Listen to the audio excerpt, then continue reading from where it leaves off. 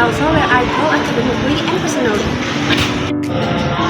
Compared to other places, the school has a strong influence on students' daily life and the surrounding community. It is a public senior high school located in the Marquez area of Taguig Regency, near Regency Hill, neighborhoods, and main localities. As an educational institution, senior high school Marquez is usually visited on days by students, teachers, and school staff. It is well known as an important center of learning, and the first impression people often get when they see school. It is organized, active, and supportive of students' development.